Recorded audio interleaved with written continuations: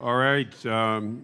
Invite everyone to have a seat. I'm going to stand up here because by rule I can take my mask off, so I'm a little more distance from everyone.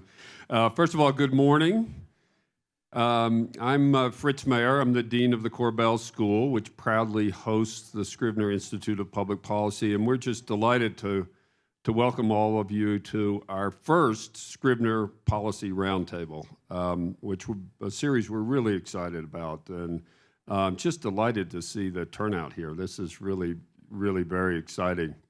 I do want, before we start, as something we do here for public events, is just to acknowledge that the land that we are meeting on is the ancestral home of the Cheyenne, Arapaho, and also in Colorado, the Ute tribes, and just to honor and recognize the debt that we owe to the nations here at Korbel and indeed in Colorado.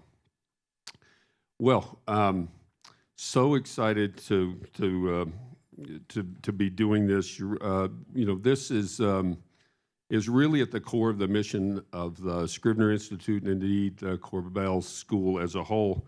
One of our mandates is really to facilitate conversations about public policy issues here on the DU campus, across the campus, but also in the community, both between the academy and those of you working outside, but also to do what we can to facilitate conversations. The Scrivner Institute is very interesting because it is one of the few policy programs embedded in a School of International Affairs, and it really seeks both to address local issues, but also to put them in perspective and to understand the ways in which the global and the local are connected. I think it's a very distinctive and unique feature of the Scrivner Institute and what we're doing with public policy. We're also, I should say, the Scrivner Institute is really at the center of a major new initiative on campus. I don't need to tell you that one of the features of our times is the extent to which we, as a society, are failing to talk to each other or yelling at each other and divided in ways that are just fundamentally destructive to democracy. The Chancellor announced, I guess 2 weeks ago, a commitment of the university of $1 million to a civil discourse initiative, which will be, for which the Scrivner Institute will really take a major lead. And that's really about helping our students develop the tools and the habits of critical thinking, engaged, thoughtful, evidence-based conversations, constructive dialogue. But our ambitions are greater than that. Really, it is to facilitate those conversations to the extent we can, or help to do that in the community where we live here in Denver, and indeed to do our part in addressing what is, I think, ultimately a really dangerous moment in American life. This roundtable program is just spot on for that mission. It really, we really seek to create a forum where those of you who are involved in evidence-based analysis of public policies, often with different points of view, can share that information, come together, and we can have conversations that really model the kind of conversations that at least we think ought to be happening in society. So wonderful to see all of you here today. We're so excited about the participation. Really thankful to Common Sense Institute for kicking this off. And I know it's going to be a great program. So that's what I have to say. Again, this is just a great event for us here at the Korbel School, and I hope for you and for the community as we move forward. It's my pleasure now, though, to introduce Professor Nazneen Barma. Naz is the director of the Scrivner Institute. She joined us a little over a year ago now. And those of you who've engaged with her know she's just been an absolutely fabulous leader. And Naz, congratulations on organizing this event and kicking it off and all you're doing at Scrivner. So, Professor Barma.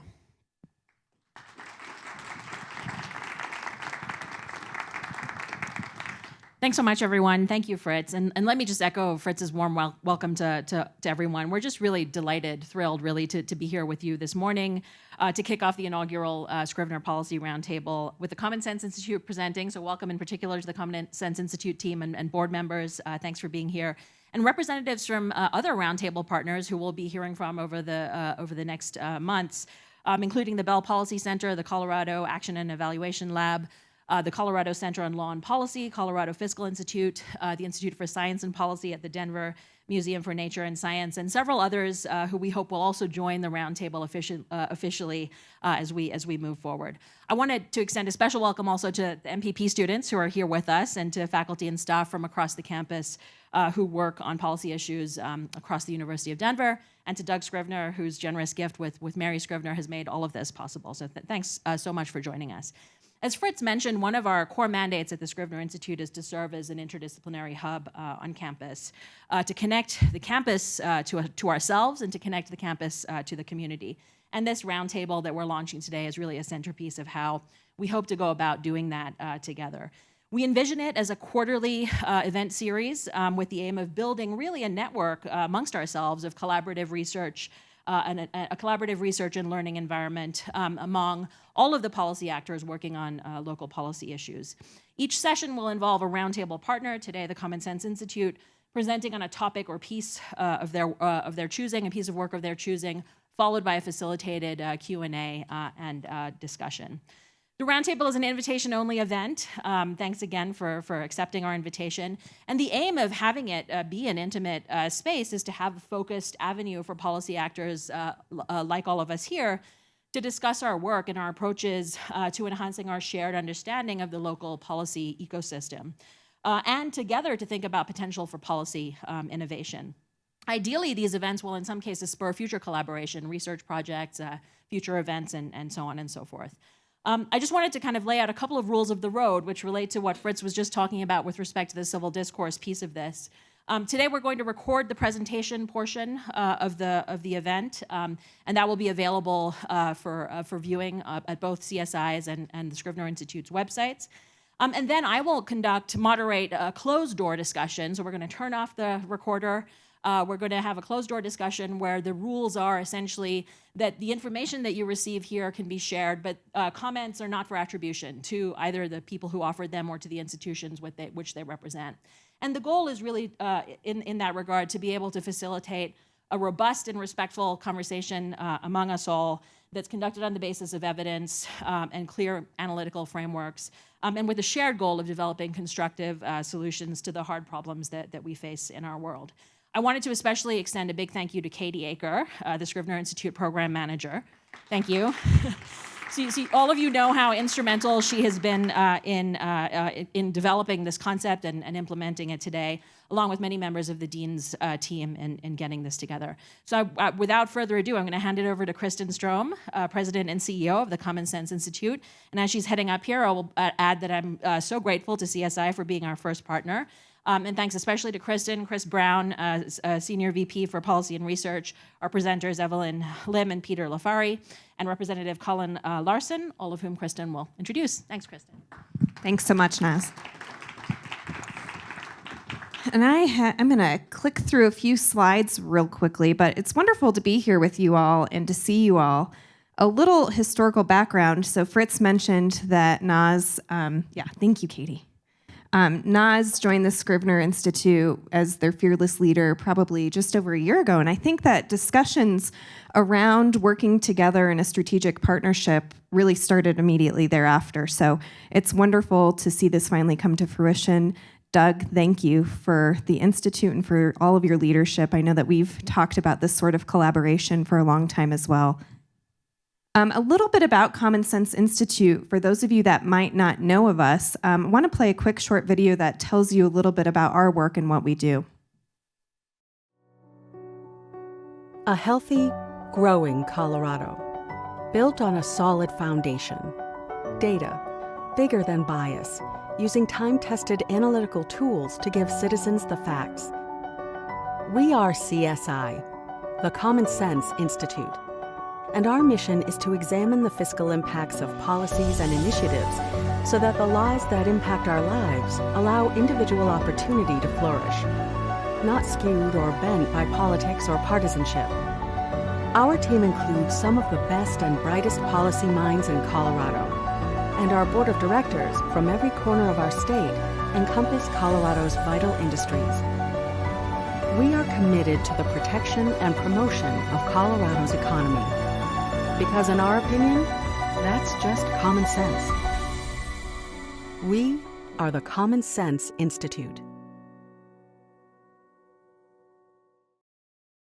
So I think that Fritz nailed it perfectly when he said at this day and time in our democracy and in our state and in the development of our policy, we're a really divided nation. And at Common Sense Institute, we really believe in the opportunity to facilitate productive civil discourse. And part of our model has been to bring on talented policy minds across the aisles, across the spectrums, to work together and bridge that divide, have conversations, break bread together to come up with real solutions that can impact Colorado for years to come.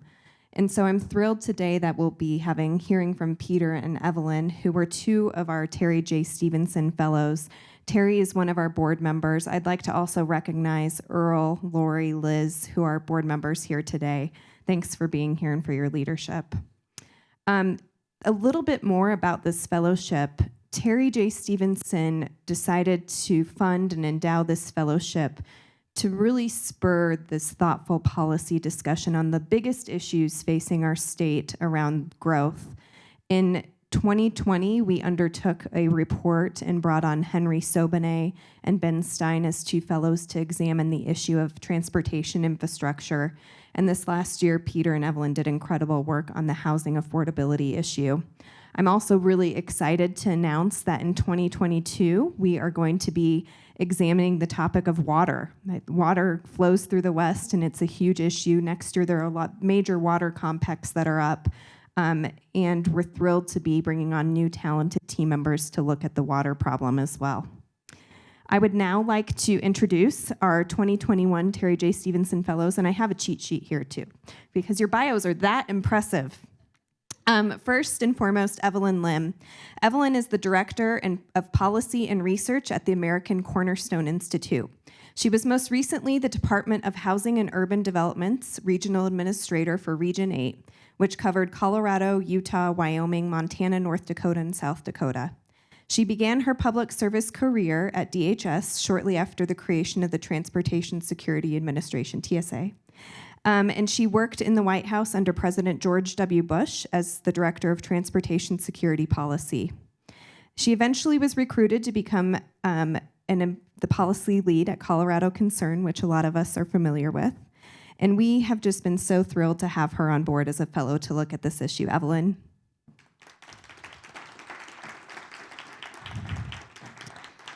I'd also like to introduce Peter LiFari. He is the Executive Director of Maker Housing Partners. As one of over 3,000 housing authorities across the country, Maker works alongside other members from communities across the country to ensure housing needs are advocated for on a national level. Maker, an owner, operator, and developer of affordable housing communities in Adams County, collaborates with other housing authorities to collectively work toward the overarching mission of the industry, which is to create attainable and sustainable housing and communities for vulnerable families and individuals. He currently serves on the board of directors for IndieDwell in support of their mission to revolutionize the building industry by producing dwellings that better occupant health and well-being, improve the health and environment, and empower community. As regional president of Mountain Plains NHRO and as chairperson for Adams County COVID-19 Housing Response, Peter is extremely involved in our community. Peter, thanks for being here.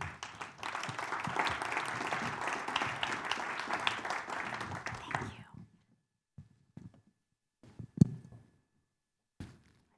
All right, you get to jockey. Okay. Okay.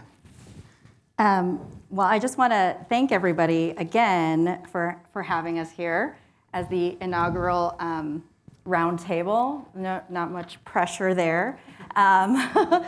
But I just also want to thank Common Sense Institute for having us as fellows. I think one of the themes that I'm catching on is just about how the policy making needs civil discourse.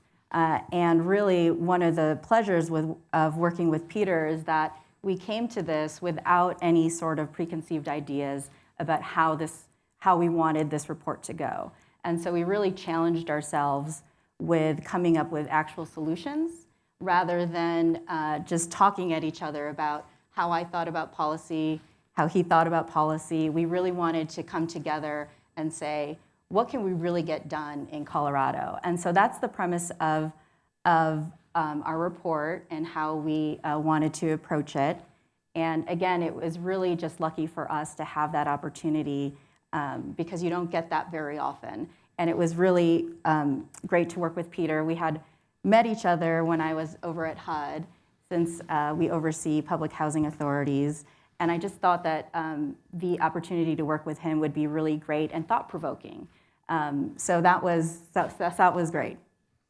Yeah, I'll echo that. This was just a fantastic opportunity to break out of an echo chamber and get away from, the very natural pull of groupthink, right? There's no policy position that I could just kind of waltz into the room and just expect Evelyn to be copacetic with, right? So, we had to bring the math, we had to bring the passion, we had to research these points, and that really upped, I believe, the outcomes of the report, and also the commitment between Evelyn and I on the forefront to be inspired by a journalist named Amanda Ripley, who wrote a really thought-provoking piece recently, a book called High Conflict. And it's really focused on, what happens when we have these binary constructs, us versus them, you versus me, and how it's devolved the public discourse as Fritz led off with today. And so that brought us to a common place of goodwill and admiration for one another. And I think led us to deconstruct the value chain and go at this problem in a way that was unique to us, right? And so there's so many brilliant policymakers, developers, community activists and organizers that are vetted in this work, right? There's nothing more that embodies change in our lifetimes than housing development. It literally happens outside of your door. And so, for that to happen, we came to this with this pillar of we're going to treat everyone, not just ourselves, with dignity, warmth, and grace, right?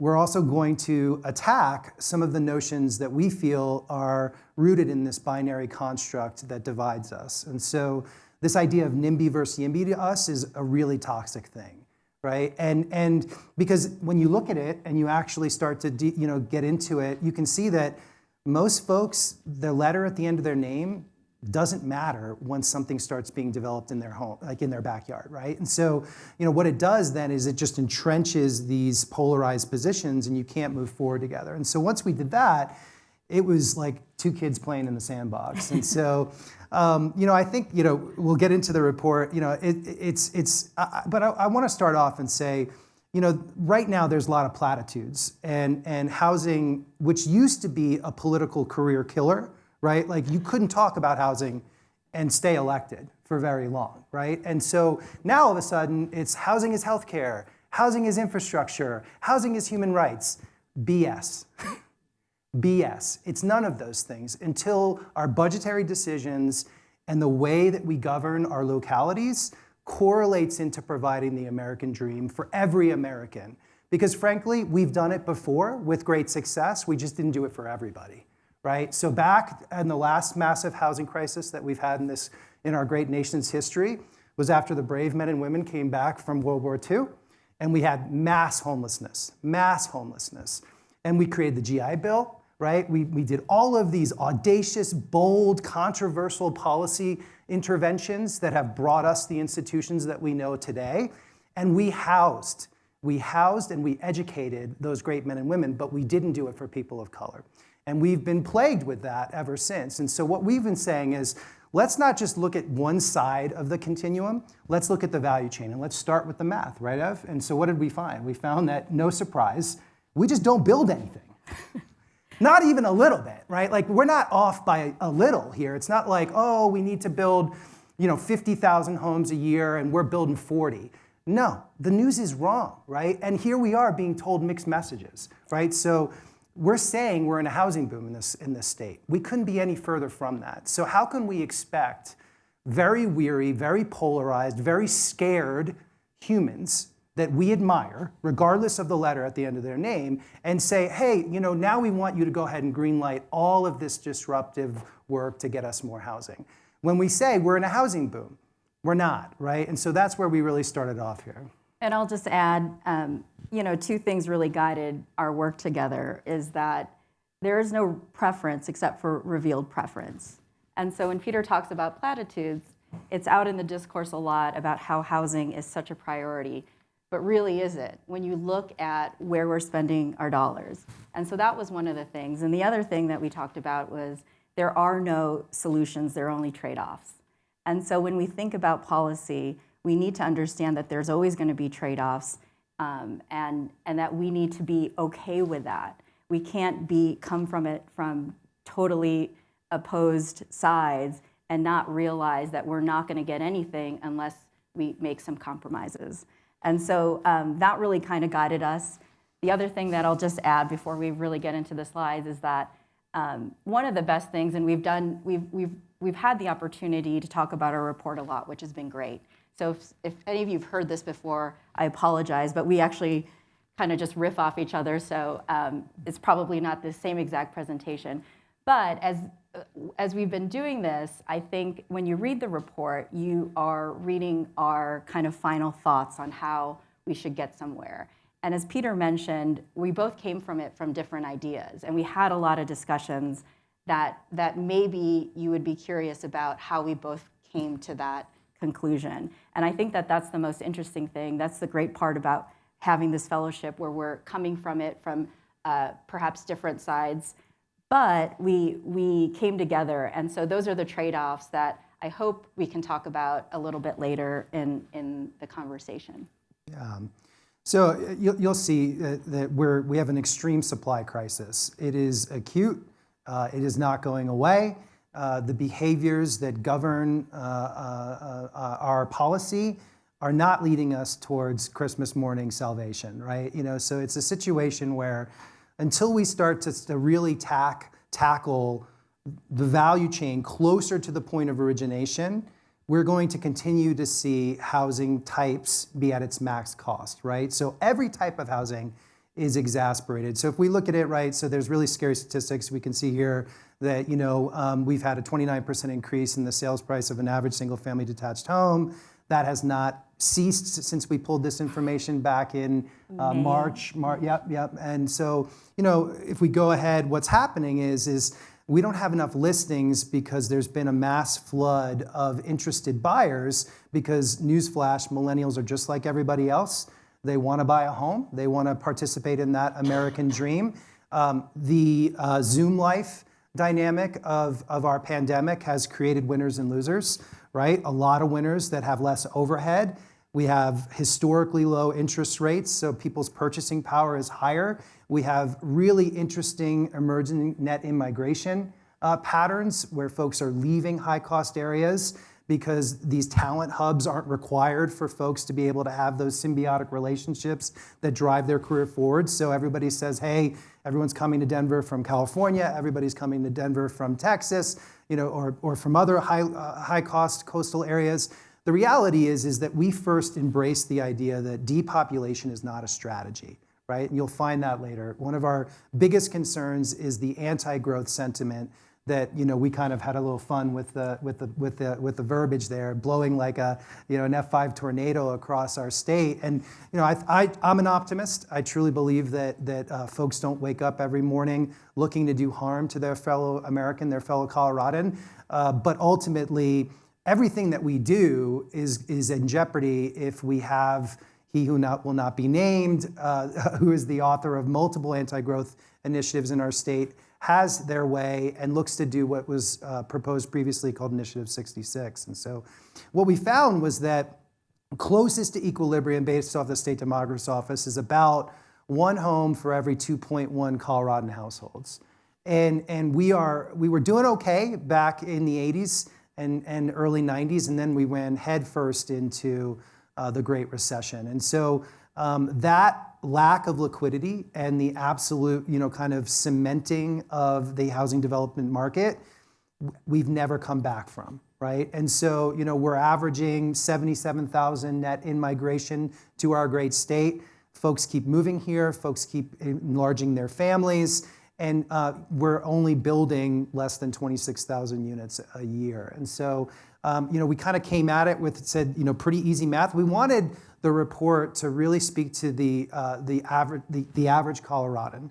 There's so much jargon and lingo, and everything can get really confusing. One of our experts, we spoke with over 40 experts from across the continuum, and one of the defining comments that we found was like, most Americans, they just, it's too complex for them to really, kind of have enough emotional bandwidth and time to invest in understanding why housing is the way that it is. And so folks just immediately default that you're speaking over them, right? And so you already lose that trust quotient. And so we said, let's try to create this report in a way that it has plain speak, that it really embodies the two of us, and hopefully, like a great record, you put it on the turntable more than once.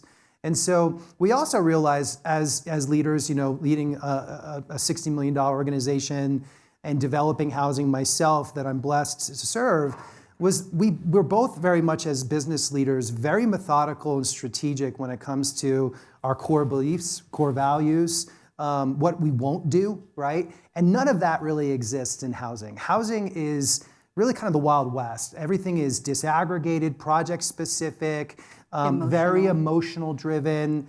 Fear is omnipresent.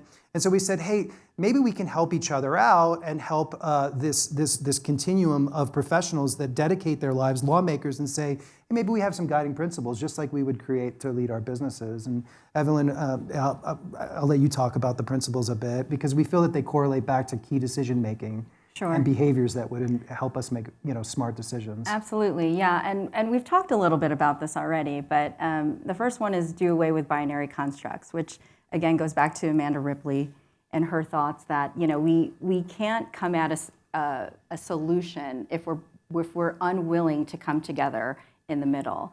And so we thought that this was going to be our number one primary, because this plagues the housing industry a lot, that if we really want to get somewhere, that we need to take away any sort of idea that this person's bad or this person's not. Housing is very emotional, as Peter said, and but when you're doing policy, it really is about how you can execute well on behalf of everybody.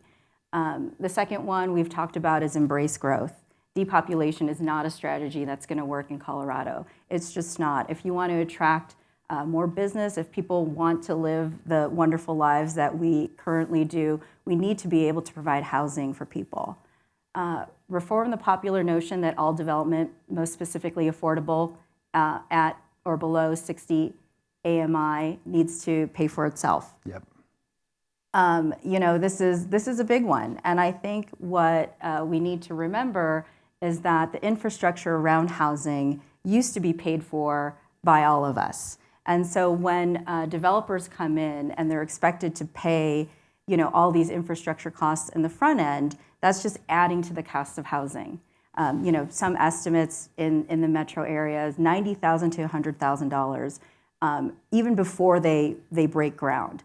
I think that is untenable for our current housing situation.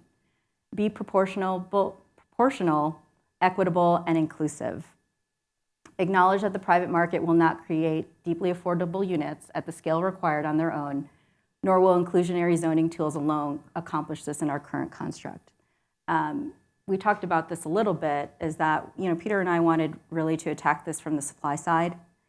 There's a lot of talk about inclusionary zoning tools. We've seen that a lot in the news lately. And instead of just really talking about some of these tools, we wanted to make sure that we're looking at the whole continuum of housing. So that includes the supply side. We in the report we talk about some of these specific tools like inclusionary zoning, rent control.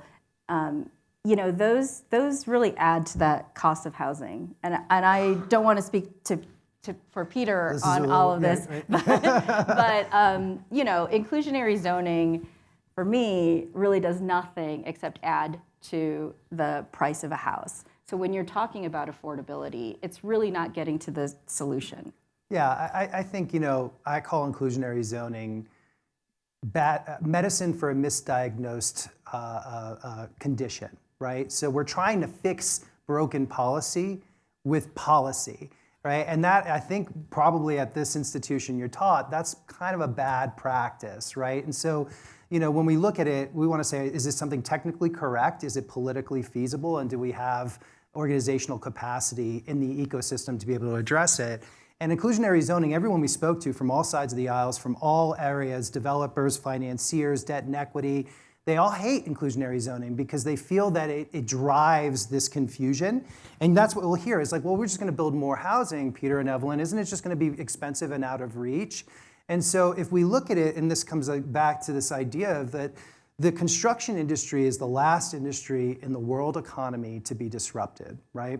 And this is a great report from 2020 from McKinsey that interviewed over 400 construction CEOs from across the world and asked them why. Why are we only having less than 1% man-hour productivity gains compared to over 2.4% for all other sectors of the global economy combined? And the reason why, number one, was local zoning and planning methodologies driving zero economies of scale, right? A lack of skilled labor, right? All of these things are driving an unaffordability crisis across not just America, but the world, but we are further behind, right? And so what's happening is this idea of, and I use this example, and if you'll indulge me, right? So what's the number one selling vehicle in the United States as of right now? Does anybody know? Can we see a hand? Does anybody want to take a gander? F-150, that's right, absolutely. Beautiful truck, beautiful truck. Guess how much that F-150 is, the average sale price is as of last month? Close, it's just a shade under 60, right? So there's two versions of the F-150. There's the California version, right, that you can adopt if you have the emission standards, and then there's every other version. There's trim levels beneath them, right? But there's essentially two different versions of the F-150 that's produced at scale for our market. Imagine in the housing construct in Colorado, right? We would have 50 different versions of the F-150, one for each state. Then we'd have 64 different versions of our 1 out of 50 for each one of our county, and I won't even go into all the different localities, right? And so if we could even bring the F-150 to market in the housing construct, what would it cost? It would cost the amount of a mortgage, right? And so that's one of the big takeaways that we found was that until we don't have a free market in housing, we are more of a precautionary principle environment. Any keystone species, oh God, we got to slow down development. Parking concerns, parking studies don't look forward. They're not future looking. They're all retroactive. But yet, because elected officials are duty bound to their constituents, right? And this is something that we should admire. They're patriots. And who speaks the loudest in our public square? So if you're a renter, you're not receiving information about a development project across the street from you. Your landlord is, or a business owner, right? And so the folks that are coming in, back to this idea of being proportional, equal, and inclusive, is that we're making decisions that we believe are in the best interests of our communities that do not correlate into long-term, equitable opportunities for pursuit of happiness, right, that is bestowed upon us in our Bill of Rights. And so ultimately what we're coming back to is like, how could the Europeans be kicking our you-know-what in this? And this is what's coming back. So what Europeans are doing is they are pouring money like crazy into research and development to essentially automobilize the housing development industry, right? So very much like automobiles, they were all built by hand. You can still buy a car that's built by hand. It costs about $300,000. It's called a Bentley, right? And so ultimately, that's why housing is so darn expensive. You can't create a product and have the economies of scale to drive down the per unit cost production, right, to be able to produce a house at an attainable level. And what are we trying to do? Because we do not want to attack local control challenges, which we believe is a Colorado construct and a fantastic form of local governance that treats us very well in many elements of our lives. Housing is not one of them. Housing is not one of them. What other industry exists in a similar environment with different outcomes? That's what we were challenging ourselves with. And so I'm sure we want to keep moving because the New Yorker in me comes out and I just keep chatting. So. We talked about, so new building methodologies, again, because we want to unlock innovation. As we'll get to some of this, talking about Europe and what they're doing to unlock this. Colorado's doing a great job, but we need help in order to get this really moving in our state and act with a sense of urgency and purpose. Because as you saw earlier, we're at a huge deficit. We're just not building enough, and we need to do more. One thing I'll mention, because Peter mentioned that we interviewed over 40 stakeholders for this report. You know, we came at this saying we're not the only experts in this area. We wanted to hear from other people. So we, across the entire housing continuum, we talked about it. And one of the things that we talked about was everybody wanted to fix it. So, you know, we talked about how everyone hated inclusionary zoning. A lot of people hated it because it wasn't working. So they're looking for solutions. And I think that that's really important to remember when we talk about guiding principles, because this is really about leadership and how do we get beyond some of the constructs that we're dealing with now. Yeah. You know, and I'll just put a cherry on top of that. You know, we were speaking to a body politic in Colorado, and they said, you know, Peter, how can you expect existing taxpayers to supplement new homeowners? And I said, well, I could expect it the same way we did during the Greatest Generation. That's what we've done, right? That's what we've done. We've incentivized. It's difficult, but if we prioritize housing and we really say that housing is an American way of life, housing is a Coloradan ideal, then we have to go ahead and we have to empower that. And so some of the ideas that our stakeholders told us that we think will work as long as we attack the cost side, the beginning of the value chain, is to do some things like prioritizing the use of public property for mixed-use affordable housing. Denver's doing it. I've been blessed to have a building donated that's just about to open that's going to house kids aging out of foster care from a decommissioned public asset up in Adams County. These things work. They're controversial. Folks aren't always going to be unanimous on it, but if we show our math, we have an affordable housing covenant and a LORA and a deed restriction. The public can see what we're doing, when we're doing it, why we're doing it, and what happens if we don't, right? And so, we have to be transparent and we have to prioritize homes over parking spaces. This is a big one. Folks say, look, I want to support housing development, but I hate traffic. I hate traffic. It keeps coming up. And so until we start to identify and prioritize homes at TOD sites and start to find ways to get Coloradans out of their car as much, we're going to struggle on the housing side. Reduce minimum vehicle parking requirements. Most of our standards have been created during the 80s and 90s. And so we're living in a different type of environment, and we still are working through these parking requirements that are tough. We were very inspired by the Colorado Housing Affordability Project, which we thought was a kind of a bipartisan, common sense driven solution. We have a number of their initiatives that we're bullish on that you'll see if we're lucky enough that you all read the report. And so then what could be a force multiplier? Then we started saying, okay, let's look at the continuum and what's happening. So, this one has been somewhat controversial, but not really. Like standardizing the building code, again, is somewhat controversial in Colorado because of our deep-seated commitment to local control. But over 12 states have a building code. The building code in and of itself isn't going to create this boom of affordable housing, but it breaks the glass into standardization, which is what we've found from our research is one of the main hindrances, as we've been discussing today, towards the creation of affordable housing. And so can we get to a building code to drive innovation? Hey, what about the fact that our entire economy, right? We liberated the world, and I don't believe that's hyperbole, back during World War II because we created the greatest manufacturing might the world has ever seen, and we outfitted our troops. We put our country to work, And then we took that might and we transferred that into housing all of our white Americans, right? And what happened there is we want to replicate that and we want to do it for everybody. And we say, let's get folks into a career in construction. It pays over $30 an hour after 2 years on average. You're returning home from incarceration.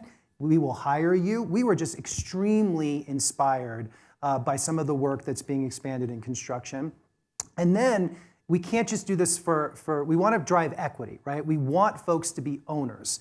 And so, we were inspired by the Telluride Foundation's Rural Homes for Sale for Locals pilot, which is creating for sale of deed-restricted affordable housing without the low-income housing tax credit. And that includes a bunch of the ideas that work put together in a package that we're really excited about and doing it in rural areas to be able to meet the needs of our high country Coloradans that are really exasperated from a point of unaffordability. That led us into a kind of an aha moment with our Colorado Housing Development Blueprint. It's somewhat of a moonshot. We think it's fully attainable, but ultimately it's going to require a lot of Coloradans and lawmakers to say, yes, we'll do this. But if we can get there, we think that we could lead the way, not just in the United States, but in North America, frankly. Just a couple of thoughts on the force multipliers. I think the idea that the standardized building code couldn't work in Colorado is really, I think, a factor of fear. People are really worried that these outside interests will come in and kind of layer some initiatives on there that really just add to the cost.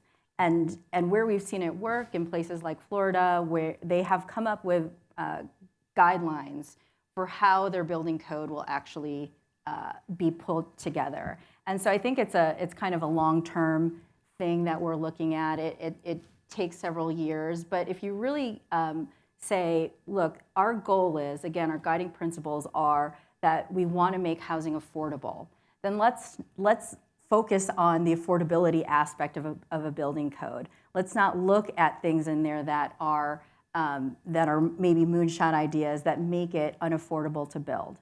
And I think the expand careers in construction is another big idea that we are really thrilled that a lot of people are talking about, that the state legislature is looking at as well, because our community is really focused on this 4-year college, and it's not right for everybody. And I think that what we need to do is bring back the conversation about how it is a wonderful thing to have a technical career. Mm-hmm. We need to do the training. We need to start that right away. The amount of debt that students are getting out of college where they can't afford to pay their debt, I think is an important conversation we also need to talk about. And so an alternative, and it's not right for everybody, is the careers in construction. So we've been talking about how do you change that conversation, and I think that is really something that everybody's focused on because there's such a huge deficit in labor, which is really impacting housing.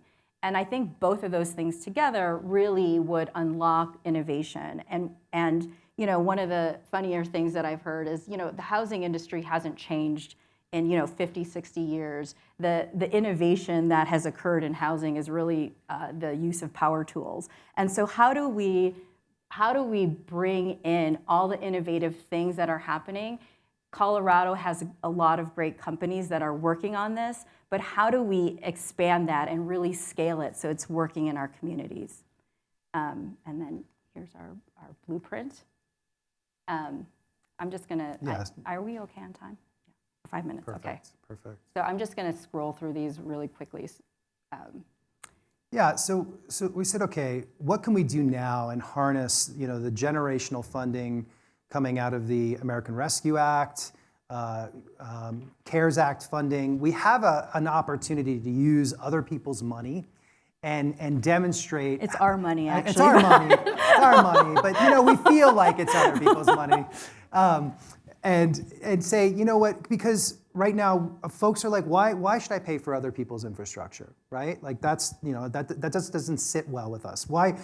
How can we, as an example, pay for offsite improvements for development, right? I just purchased some land for the agency, and the offsite improvements are equal to or greater than the purchase price of the land, right? And so that creates headwinds that make affordable housing development really challenging and longer, right? The gestation period is super long. And so we want to reduce the gestation period, for lack of a better term, in the immediacy so that we can get more Coloradans housed. And we said, and this is one where I lost the battle, frankly, with Evelyn. I said, look, only one governor in the United States history has declared a housing emergency, and that was specifically related to homelessness in Hawaii. And the governor of Hawaii has extended that now twice. But what it did, and so I said, well, let's get Governor Polis to declare an emergency. And Evelyn said, well, what are we going to get out of that? And I said, well, damn it, she's right. So, because kind of statutorily and procedurally, the power really lies with localities. And we've seen that. Crested Butte just issued a declaration of an emergency a couple months back. In Spokane, Washington, they took some of our ideas and implemented them to fast track the entitlement process, right? The entitlement process takes 18 to 24 months. And that's, a long time. And there's a lot of volatility and risk in that process that can derail your project. Which means cost. Which means cost, absolutely. And so we landed on this idea of a housing crisis challenge grant. And we could harness recent legislation like HB 201271, which is the housing incentives for localities. And so we have some existing mechanisms that we think could empower this, but we really want to get to a regional governmental partnership. Why can't we have multiple localities sharing the same building code, a design standard suite? Everything is Colorado Mountain Chic, Colorado Urban Mountain Chic, right? You have to be on trend as a developer. Developers they stay awake at night thinking that they're going to create a product that has no audience. In business school, we called it the ugly baby syndrome, right? Which is you fall in love with something you've created and you have no audience, the segue, right? And other things like, oh yeah, we're all going to invest in this thing. And nobody asks the question, well, how do you put it in your trunk? It weighs 700 pounds, right? So it failed, right? And so we see a lot of those fallacies in this work. But if you could have, so for me, right, in Westminster, I can develop a beautiful world-class building, and I can walk across the street to Thornton, I can't build that same building, not even with minor variations. So you have to start from scratch every time. This is driving that max cost continuum that we discussed previously. So if we could find body politics that had the courage and commitment to engage in a regional governmental partnership to create a use by right affordable housing development overlay. And you could make this for missing middle housing, you could make this for luxury housing. The key thing there is act with purpose, right?